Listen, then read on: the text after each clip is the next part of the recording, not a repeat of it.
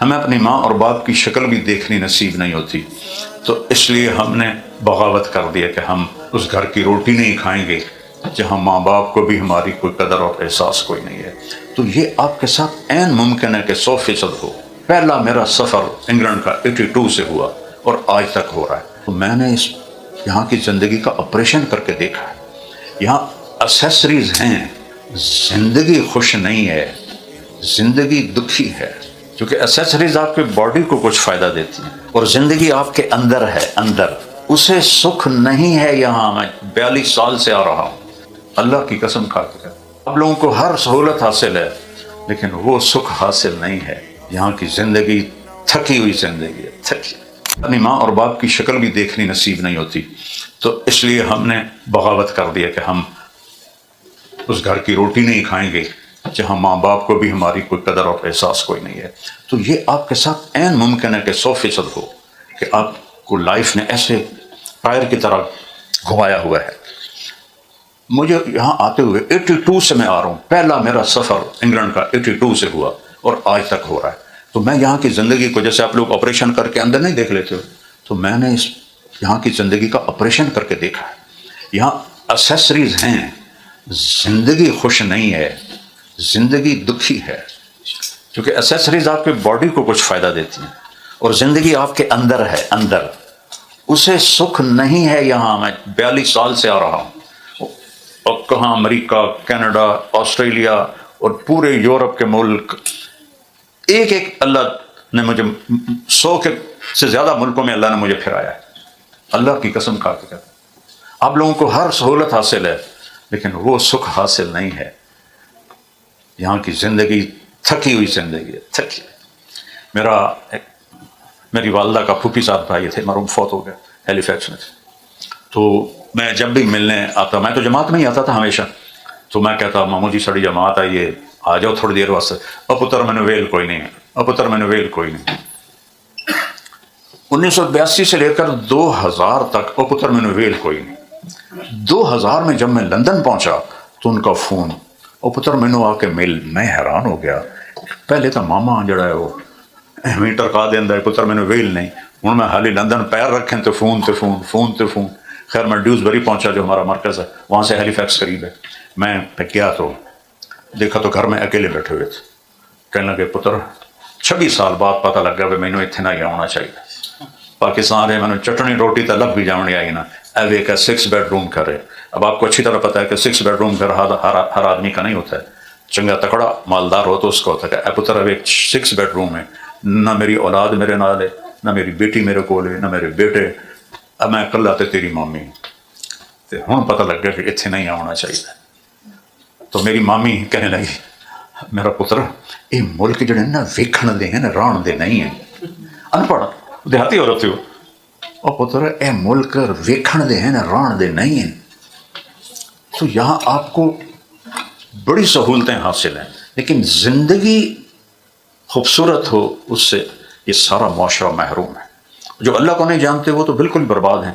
آپ پھر بھی اللہ کے سامنے 2 آنسو بہا لیتے ہیں تو بہت کچھ اندر کی دنیا آباد ہو جاتی ہے۔ تو اپنے گھر کو ٹائم دیں۔ تو پھر انہوں نے ماں باپ کو بلایا کہ بھئی تمہارا مسئلہ یہ ہے کہ تم بچوں کو ٹائم نہیں دیتے ہو، تو انہوں نے بغاوت کی ہے۔ یہ آپ ڈاکٹرانیوں کا مسئلہ ہے کہ اولاد کے لیے پورا ٹائم نہیں جس میں وہ محبت شفٹ ہو۔ بلوٹوتھ آن نہیں کرتے آپ لوگ، تو جتنی باتیں کرتے رہو تو ہی لگ جاؤ گیا۔ اور میرے نبی تو جہان کے سرکار نبی حسن حسین کے لیے یہ دیکھو ایسے ہو جاتے تھے، مائک میں رگو کر، اور کہتے آؤ بھائی اپنے اونٹ پہ چڑھ جاؤ، اور دونوں کو اپنی کمر پہ بٹھا لیتے تھے اور پورے کمرے میں چکر لگاتے تھے، پورے کمرے کا راؤنڈ لگاتے تھے، اور پھر اس کے بعد کہتے یوں کر کئی فمتیتکما، تمہارا اونٹ کیسا ہے؟ یہ 2 جہان کا سردار یہ کر رہا ہے، اور یہ ایڈیاں ڈگریاں تو سیاندو ٹائم نہیں ہے، ٹائم نہیں ہے، ٹائم نہیں ہے، نکالنا پڑے گا ورنہ بہت کچھ نقصان اٹھا کے مرو گے۔ اولاد ہی تو ہے جو پیچھے نام کو لے کے چلتی ہے، اگر اس کو اپنی شناخت ہی نہ کرائے۔ میرے باپ کو مرے 36 سال ہو گئے اور میں ایک مسافر آدمی ہوں، کبھی عرش پر کبھی فرش پر، کبھی ان کے در کبھی در بدر، ہمیں عاشقی تیرا شکریہ، میں کہاں کہاں سے گزر گیا۔ یہ میری زندگی کی کہانی ہے۔ کبھی راستوں میں تنہا، کبھی ہوں ورود صحرا، میں جنوں کا ہم سفر ہوں، میرا کوئی گھر نہیں ہے۔ اس کے باوجود میں جب گاؤں جاتا ہوں میں باپ کی قبر پہ جاتا ہوں، اور تھوڑے دنوں بعد والدہ بھی فوت ہو گئی تھی، اور دونوں کے لیے یہ سب میرے ساتھ دیکھتے ہیں کہ میں کتنا مصروف رہتا ہوں۔ یہ میں کوئی فخر نہیں کر رہا، کوئی ریا نہیں، اللہ مجھے بچائے، اللہ مجھے بچائے، اللہ مجھے بچائے، اگر ہے تو اللہ معاف فرمائے۔ اتنی مصروفیت کے باوجود میں ماں اور باپ کے لیے 20 رکعت نفل پڑھتا ہوں، الٹا ہوا سیدھا ہوا پٹھا ہوا 20 رکعت، اور میں 20 کروڑ رکعت بھی پڑھوں تو اپنی ماں کی ایک رات کا بھی حق ادا نہیں کر سکتا، اپنے باپ کے پسینے کے قطروں کا حق نہیں ادا کر سکتا۔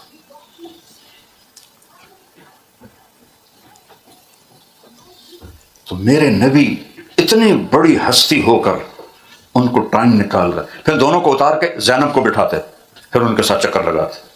ایک دن حضرت جابر آ گئے، کہنے ہوئی ہوئی ہوئی ہوئی ہوئی ہوئی اتنی بڑی سواری، تو آپ نے کہا اوئے ہوئے ہوئے ہوئے اتنے بڑے سوار، کیا مزے کی بات۔ اور خود ایسے بیٹھ جاتے تھے، اور حسن حسین حضرت جعفر شہید ہو گئے تھے جوانی میں، ان کے بچے اون عبداللہ محمد، ان 5 بچوں کو کھڑا کرتے اور ایسے چوکڑی مار کے بیٹھ جاتے، کہتے آؤ بھائی جو مجھے پہلے ہاتھ لگائے گا اس کو انعام ملے گا۔ تو سارے بچے رش کرتے، کچھ سر پہ چڑھ جاتا، کوئی گود میں، کوئی بغل میں، کوئی جب ان کو ایسے ہی جیسے ایک عام آدمی ہو ایسے ان کے ساتھ، اور آپ ہنس رہے ہوتے تھے، آپ گھڑی دیکھ رہے ہوتے ہیں، اوہ ٹائم ہو گیا، پیچھے ہٹو ٹائم ہو گیا جانا ہے۔ اصل جوہر تو ضائع ہو رہا ہے، نہ پونڈا نو لے کے کتنے جاؤ گے،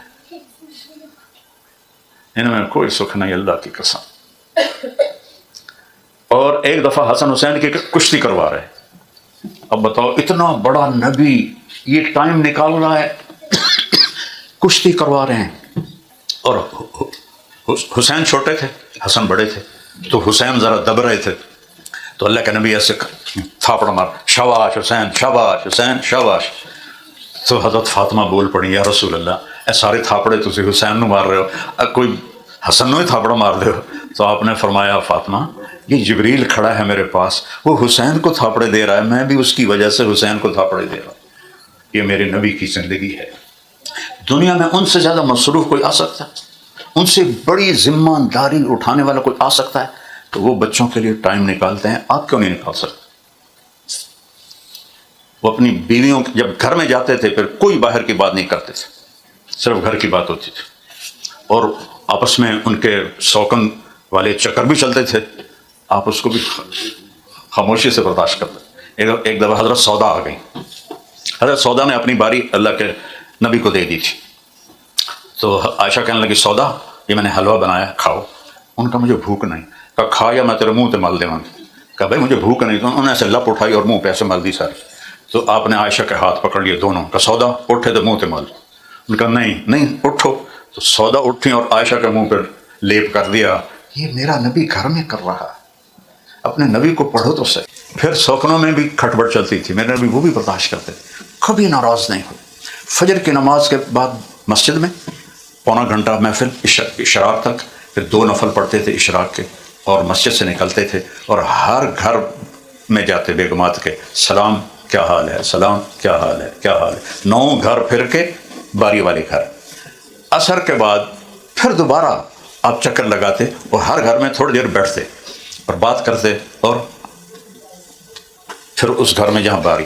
مغرب کے بعد پھر ساری بیویوں کو وہاں جمع کرتے جہاں باری ہوتی تھی، ان کے ساتھ پھر لمبی مجلس لگتی تھی، پھر ان کو فارغ کرتے تھے۔ اس طرح 3 ٹائم سب بیویوں کو۔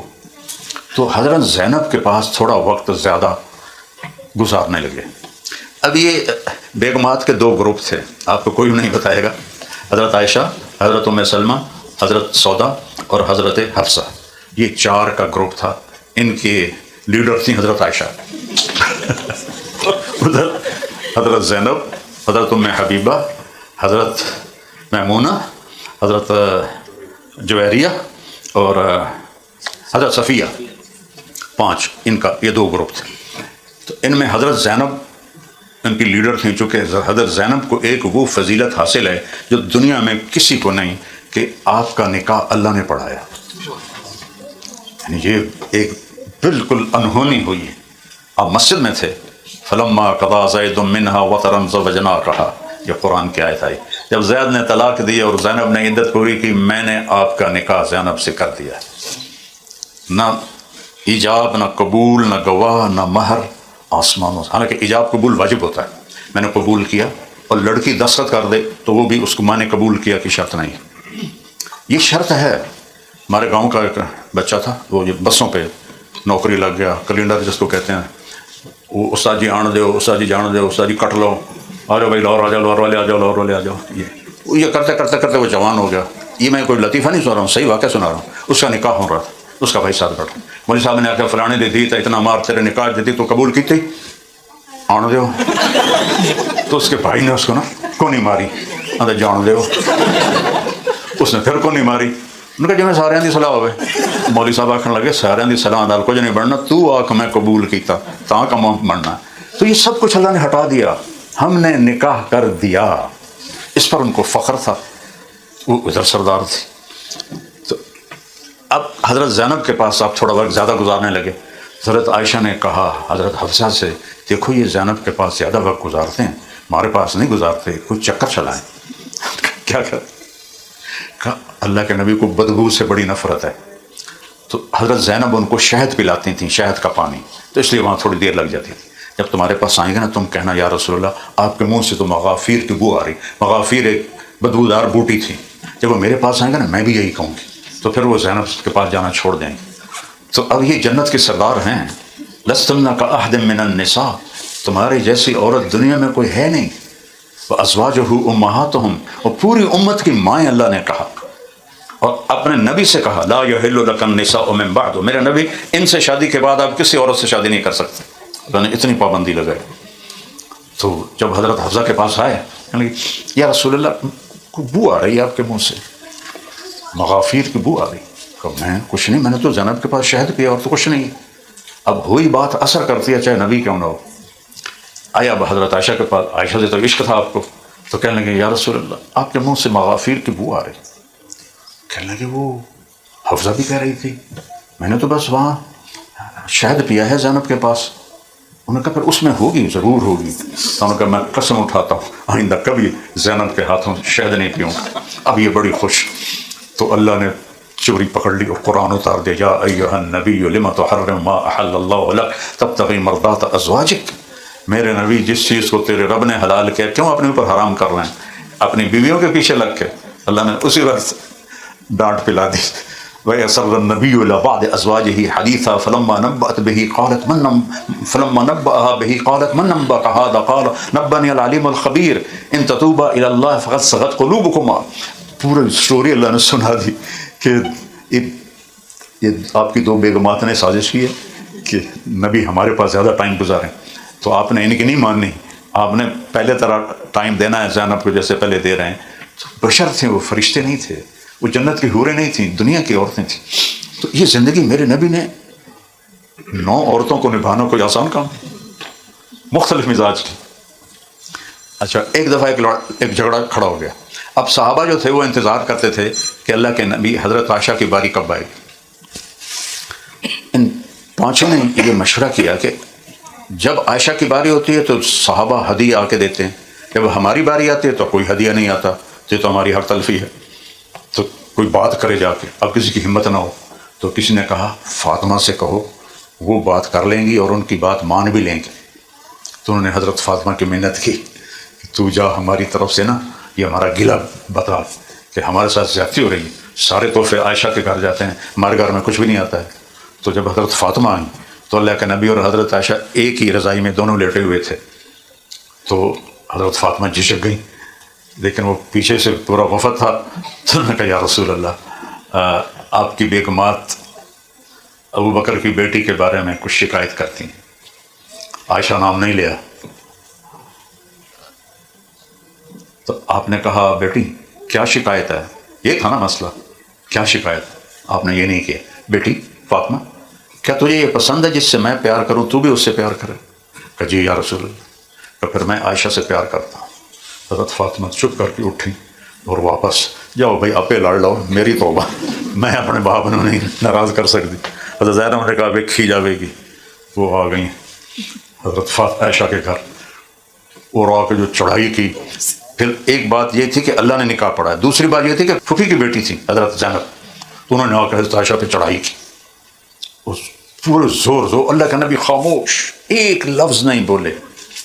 اور حضرت عائشہ کہنے کہ میں نے یوں کر کے دیکھنا شروع کیا اللہ کے نبی کے چہرے کو کہ کیا تاثر ہے. تو میں نے دیکھا کہ چہرے پر کوئی ایسا تاثر نہیں ہے. تو اس سے اندازہ ہوا کہ مجھے بھی اجازت دے رہے ہیں، میں تم ہی زور لا لا. کہنے لگے پھر میں چڑھ گئی. پھر میں نے وہ سنائی کہ زینب کا روزہ ہی ہو گیا اور وہاں سے جلدی سے نکل گئی.